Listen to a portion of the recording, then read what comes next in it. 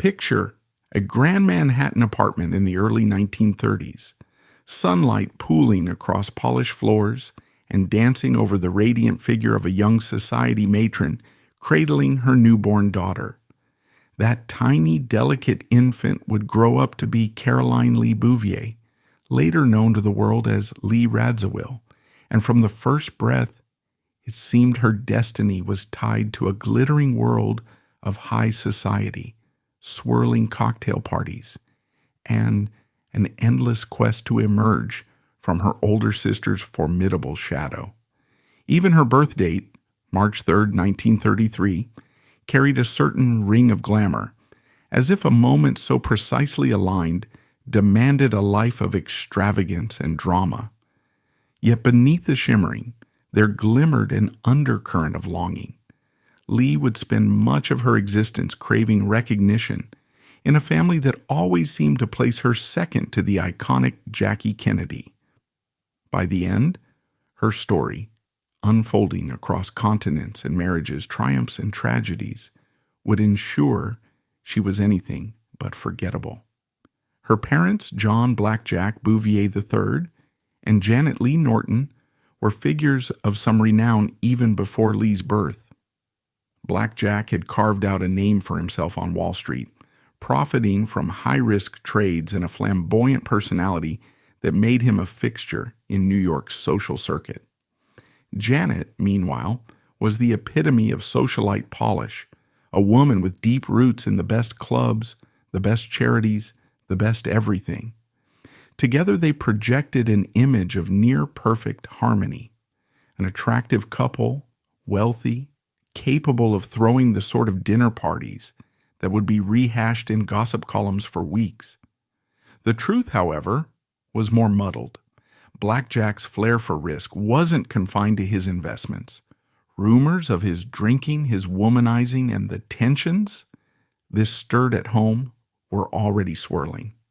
Still, when Lee arrived, their second daughter, Jackie having been born nearly 4 years prior, there was an air of celebration. 2 girls, each presumably destined for the grandest of debuts. What more could a well-heeled family want? But from her earliest recollections, Lee felt overshadowed by Jackie. Their father was said to be openly besotted with Jackie, who not only bore a stronger physical resemblance to him, but also shared his fascination with intellectual pursuits. While Jackie devoured books and displayed an early knack for French and literature, Lee was quieter, more drawn to fashions and the swirl of social life that she observed around them. She was also, ironically, more physically delicate, prone to childhood illnesses that left her slightly weaker. As a result, the paternal preference for Jackie was keenly felt, sowing seeds of a competition that would color Lee's psyche for decades.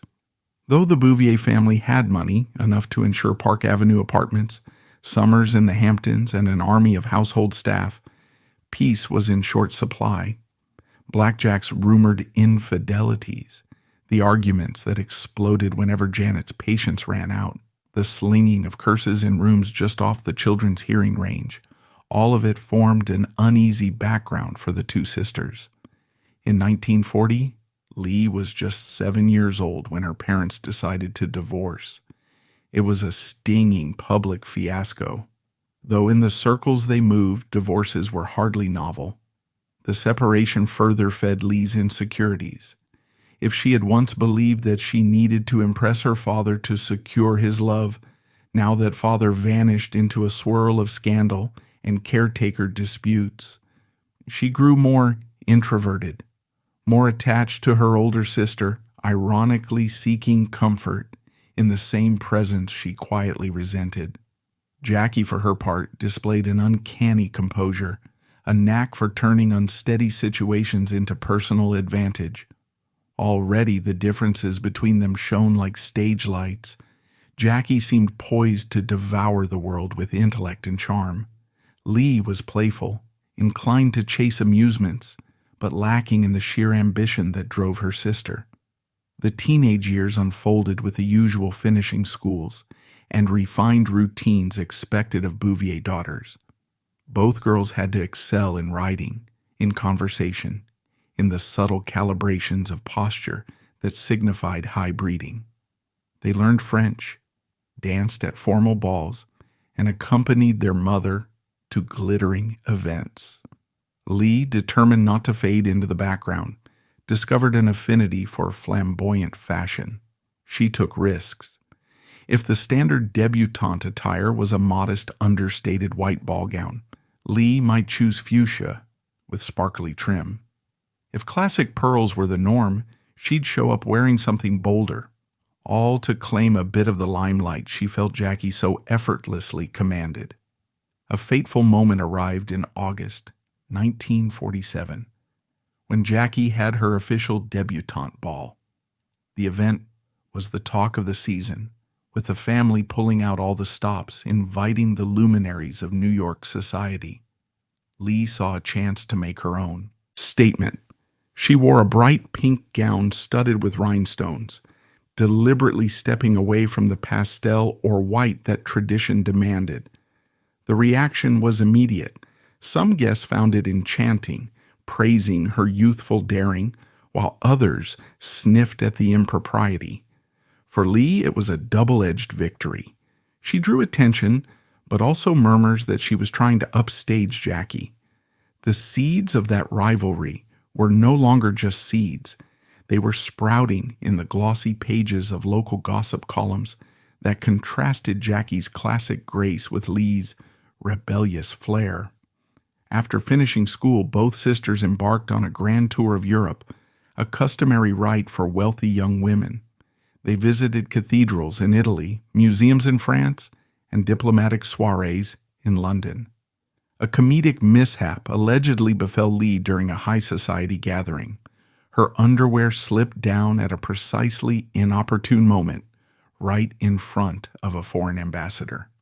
Rather than scuttling her confidence, the incident stoked her taste for drama. In Lee's eyes, a story that made others gasp in half-disapproval was infinitely preferable to being invisible. Meanwhile, as they moved in these circles, Lee began a romance with Michael Temple Canfield, a charming figure rumored, though never proven, to be the secret son of the Duke of Kent. He had a certain mystique, an aura of near-royal tang. They were both young, not necessarily flush with their own fortunes, but wealthy enough by association to swirl among the best parties. By April 18, 1953, when Lee was just 20, they married in a lavish ceremony at her stepfather's estate in Virginia. She felt a triumphant sense of outdoing Jackie, if only by the timing. Lee had gone first. But soon enough, her older sister made a far more high-profile match, marrying Senator John F. Kennedy. The new brother-in-law came from an extraordinarily wealthy, powerful clan, overshadowing poor Michael Canfield's uncertain lineage. Once again, Jackie's star soared, and Lee's glimmered at the periphery. Lee and Canfield relocated to London, hoping to carve out a life distinct from the Kennedys' dominating presence. Yet their marriage was troubled. They struggled with fertility issues, resulting in heartbreak, as they tried and failed to have children. Michael's occasional indulgence in alcohol grew from a pastime into a crutch that fueled arguments. Lee's restlessness, fueled by her sense of being overshadowed, likely did not help. She wanted more than a stable existence. She craved the kind of glamorous narrative she saw blossoming for Jackie, who by the mid-1950s was the talk of Washington, D.C., a sophisticated senator's wife on her way to even grander horizons. In the midst of these personal strains, Lee lost her father, Black Jack Bouvier, around 1957 or 1958. His passing was a blow. She loved him, but their relationship had been riddled with complexities, given his favoritism toward Jackie, grief mixed with resentment, frustration that in life he'd never fully recognized her potential, and that his storms of infidelity had contributed to the familial chaos she grew up in. In that emotional turbulence, Lee encountered another powerful figure, Prince Stanislaw Albrecht Radziwill, a Polish nobleman living in Europe. Both were married, he to Grace Colin, she to Michael, but the magnetic pull between them was undeniable.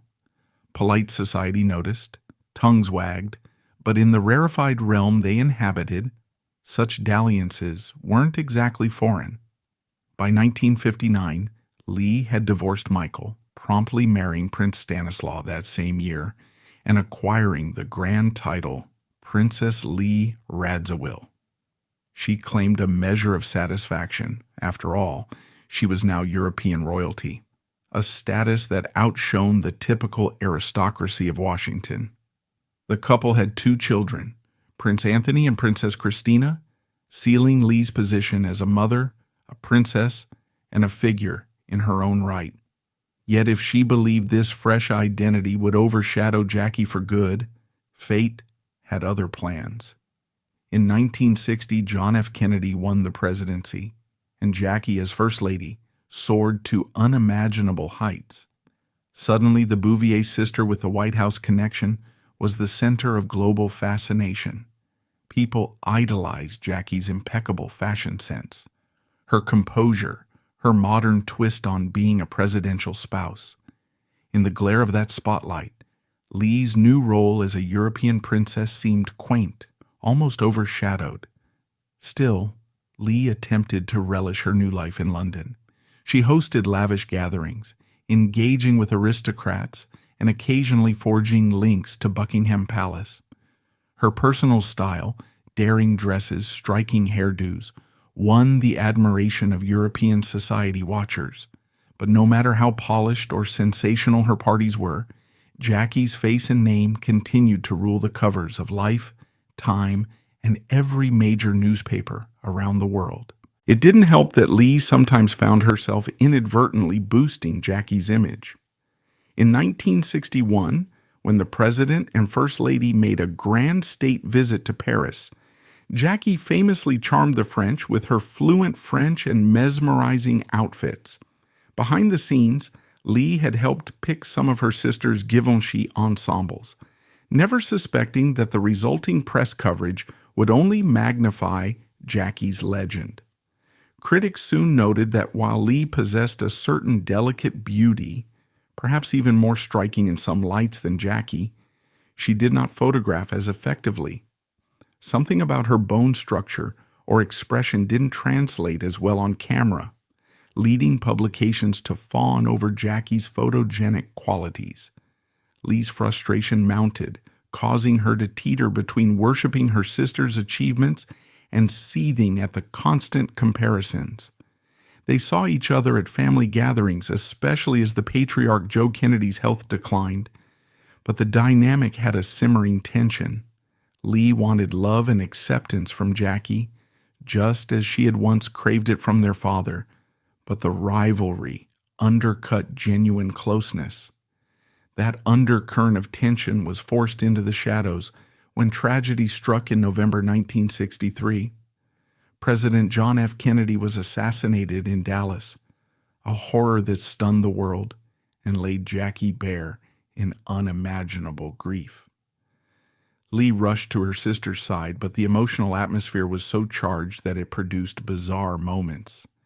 According to accounts, Jackie was inconsolable to the point of physical outbursts. Some say she even slapped Lee in a moment of despair. Lee, for her part, tried to comfort the widow, but found it emotionally crushing, describing it later to a friend as hell. In public, however, Lee presented a calm solidarity, wiping tears alongside her shattered sister, walking behind the coffin in that historic funeral that dominated global headlines. Meanwhile, Lee's own marriage to Prince Stanislaw was eroding. The prince disliked her insatiable need for social stardom, while she resented his occasional disapproval and perhaps strayed with other men. One rumored paramour was none other than shipping magnate Aristotle Onassis, who was also linked at that time to the opera legend Maria Callas. The circles in which they traveled were famously complicated. Everyone was connected to everyone else, forging alliances and betrayals that the tabloids devoured. By the mid-1960s, Lee's name was increasingly associated with glitzy escapades. She found a new confidant in writer Truman Capote, who dubbed her one of his swans, a group of stylish, wealthy women he befriended and periodically exploited for literary fodder. Capote introduced her to more avant-garde gatherings, though the arrangement was never simple. Some whispered that he manipulated these society swans for his own creative ends. Then came the thunderbolt in 1968. Jackie remarried. The groom was none other than Aristotle Onassis, the same shipping tycoon who had been a companion of Lee's not long before. The press had a field day with this revelation, painting Jackie as a cunning widow who snatched away the wealthy Greek from under her sister's nose. Whether the nuance was more complex or not, Lee was reportedly devastated, feeling betrayed by both Onassis and Jackie. Although she spoke politely to the press, extending formal well wishes, the sisters' bond fractured. It never fully recovered. The once admiring, if uneasy dynamic they shared gave way to a certain polite frostiness at family gatherings. Lee's union with Prince Stanislaw was already teetering, and by 1974 they divorced. Rumors swirled that she had a fling with the adventurous photographer Peter Beard, among others, fueling the final break. 2 years after the divorce, Prince Stanislaw died of a heart attack, leaving behind no significant inheritance for their children. Lee, confronted by grief and near bankruptcy in the prince's estate, pressed on, determined to maintain her glamorous persona even if finances were worrisome. For a time, she found comfort in the arms of Hollywood producer Newton Cope. Their engagement flickered across society pages, but it ended abruptly when Cope allegedly balked at the meddling from Jackie's side, stories of prenuptial demands, disapprovals. So Lee found herself once again single, stung by a broken engagement. Through the 1980s, she remained a jet-set fixture, frequenting fashionable restaurants in Manhattan, traveling to the French Riviera, hosting dinners for international luminaries. Yet she was overshadowed by younger, flashier socialites. Meanwhile, Jackie lived a calmer, post-Onassis life, turning her energy to book editing and philanthropic pursuits, continuing to command press attention. In 1988, Lee made one last attempt at marital happiness, tying the knot with Hollywood director Herbert Ross, whose film credits included Footloose and Steel Magnolias. The union proved rocky and short-lived, culminating in divorce just a few years later. As time wore on, Lee and Jackie's interactions were civil but hardly warm. The sisters no longer bickered openly, but the closeness that might have existed in their youth had evaporated. Then, in early 1994, Jackie received a devastating lymphoma diagnosis. The unstoppable style icon was fading, and Lee faced the prospect of losing the one figure who had loomed so large in her life, both as idol and competitor. Jackie's final weeks were heart-wrenching. She had endured so many tragedies: her husband's assassination, the loss of children, a second husband's death. Lee, for all her complicated feelings, was there at the hospital. Jackie passed on May 19, 1994. In private, Lee broke down, recalling how she'd once tried to comfort Jackie after JFK's assassination, a role now reversed in a more final sense. Yet even Jackie's passing didn't come without an emotional punch. When Jackie's will was read, Lee discovered she was pointedly excluded. Jackie had left fortunes and keepsakes to her children, charities, and others, but nothing to her younger sister. The explanation was that she had already helped Lee in her lifetime, a curt statement that felt like a final snub. Some insiders believed it was retribution for rumors that Lee had once had an affair with JFK, though no definitive proof ever surfaced. Whatever the cause, the slight cut deep. Soon after, Lee's marriage to Herbert Ross disintegrated, leading to their divorce. The year 1994 was thus a double blow, losing her sister and her marriage in close succession. Freed from the demands of complicated relationships, Lee entered the late 1990s and 2000s more quietly. She occasionally wrote columns on fashion and design, never losing her passion for style. She kept apartments in Manhattan and Paris, still traveling, but no longer the subject of tabloid obsession. Truman Capote's death in 1984 had left diaries that teased further drama about the Bouvier sisters, but by then society had pivoted to new icons and new scandals. Lee, relieved in some sense, continued with philanthropic engagements, albeit with less fanfare. In the 2010s, she was occasionally spotted at exclusive art openings or giving interviews about design. She was older, more reflective. The world around her had changed drastically.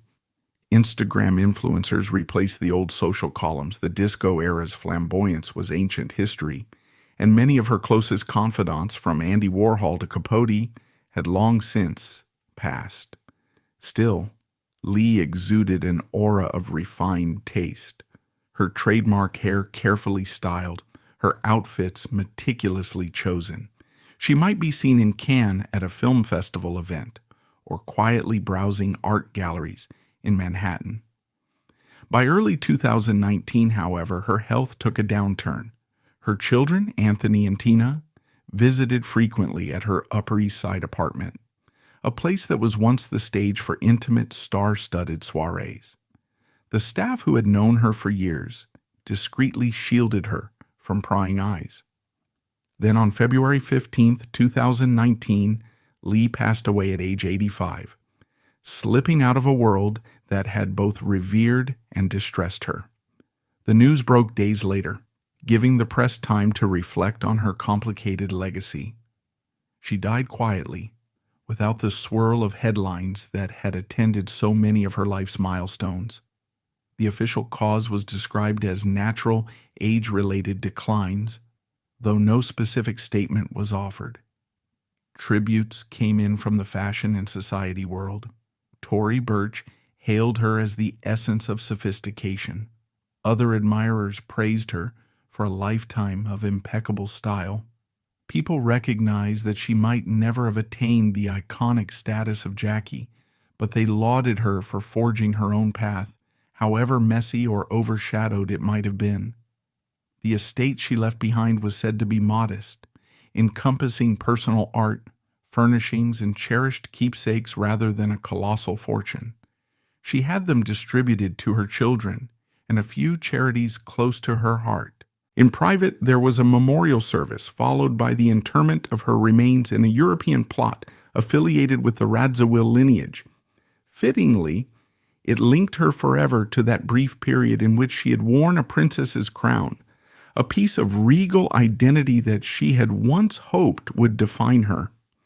The funeral was subdued, lacking the star-studded mania that might have surrounded her in earlier years.